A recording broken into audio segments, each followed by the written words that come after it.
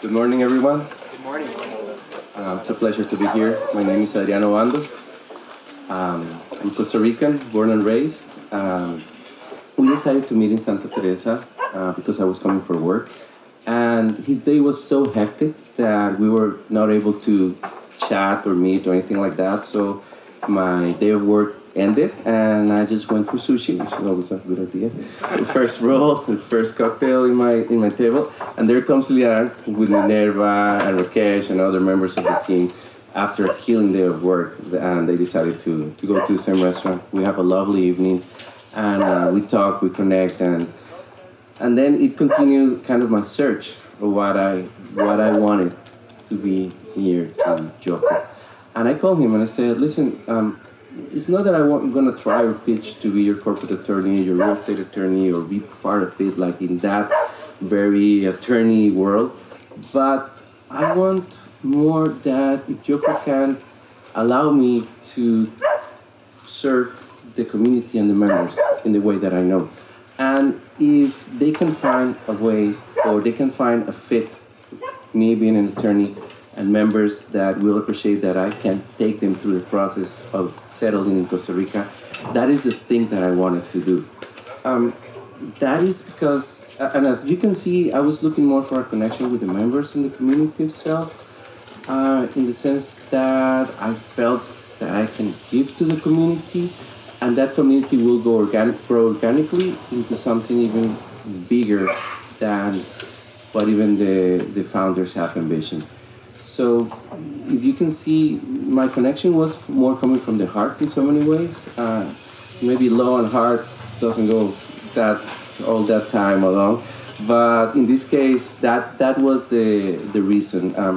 I wanted to share this with you because it's kind of personal. Why I wanted to really be part of the community in the way that I felt that I can give something back, and with my experience, the way I am, and some other characteristics that I would love to share later. So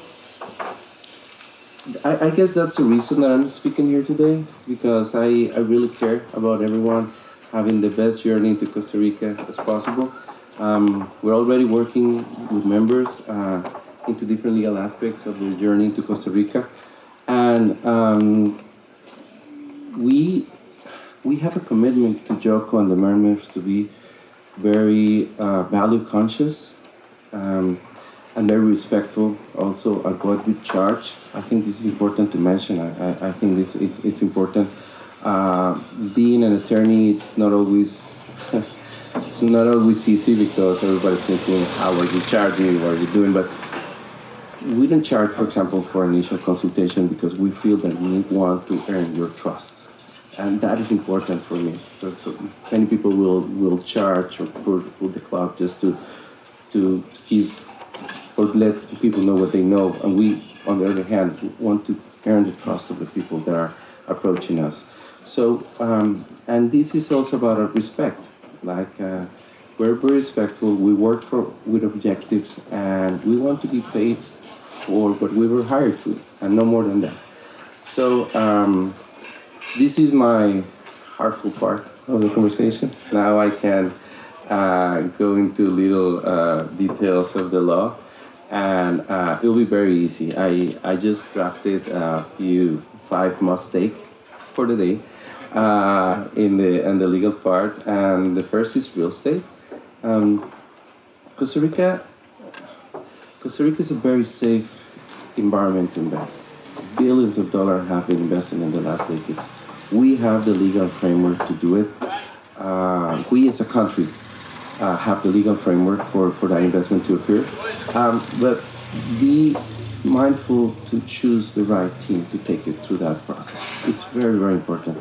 Our public registry, just the fact that it's very important, is one of the most sophisticated, if that is the right word, of Latin America. So we can go decades into searching the title is clean. We can do a lot of work that will give you the peace of mind of the kind of property that you're buying. So the real estate is definitely a safe investment. Find a reputable developer. Get your legal counsel, your local counsel involved. And let me tell you, like the usual steps when you're buying real estate, you go into a letter of intent. They may seem obvious, but that's 1 minute. You go into a letter of intent. With a letter of intent or the offer, you understand what you're doing, what are you looking at, what the developer is offering you. And after that, and you get to know each other, you go into a more formal agreement, which is a promissory sale and purchase agreement. And this agreement will be the start of your relationship with the seller until you get a deed and you become independent because now you have a deed with your property. This process can be very expedited or can take some time. And it all depends on the moment of the development where you arrive. Because our country, as beautiful as it is, things take time. And that's a reality, and it's not bad, it's just the way it is. So utilities, roads, every time you see a road here, trust me, there's a lot of work, not only in the physical way, but in the approvals and things, water, electricity, surveys. There's a lot of work behind the people developing property. A survey can take months to be approved. And that is also important for people to know.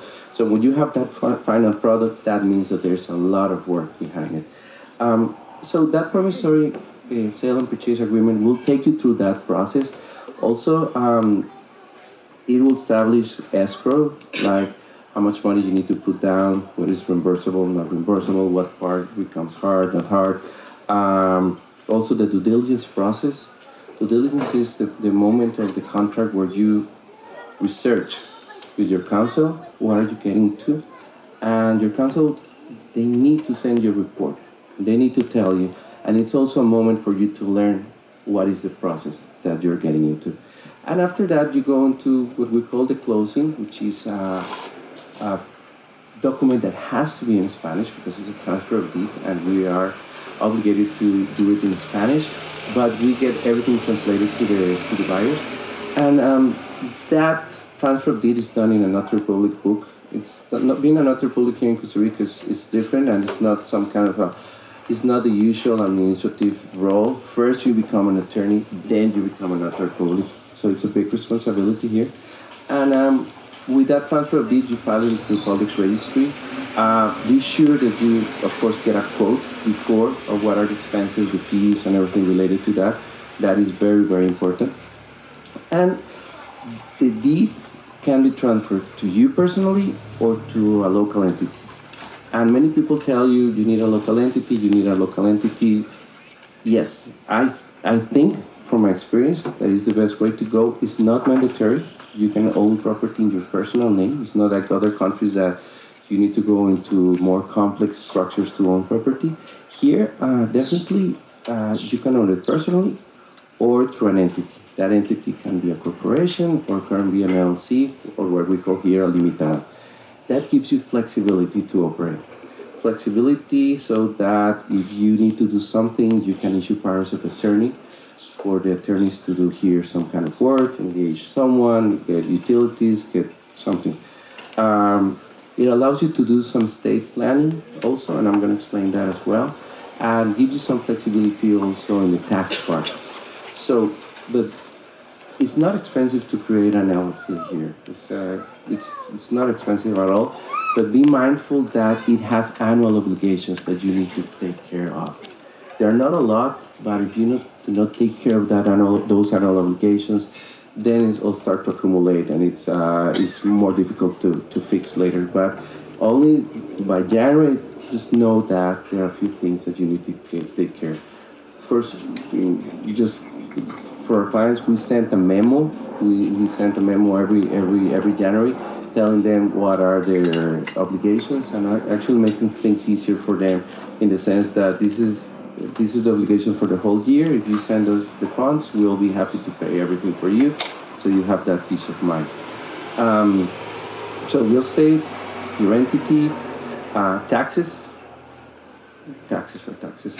no way around it. But you can manage them. You can manage them. Not to be afraid of. Just be sure that you do the right things at the right moment. Just do some tax planning, and everything will be fine. And if you have an entity, that entity can help you kind of do kind of plan ahead in that regard. Costa Rica has a territorial system, so the government will charge for the income that is produced here, but be sure that you match, are you align the Costa Rican law with your country of origin law. And that's all. And then you know where you're standing exactly. Immigration, having real estate here is like a golden ticket to get a residency. I will encourage it because it's not a bad idea to have to be resident of Costa Rica. Not only because of the social political stability, but because the country proved itself through the pandemic. And also, when you are a resident, you become part of the health system of the country. So there are certain advantages of being part not only as an owner, and it's not mandatory. Again, it's an option, the immigration part.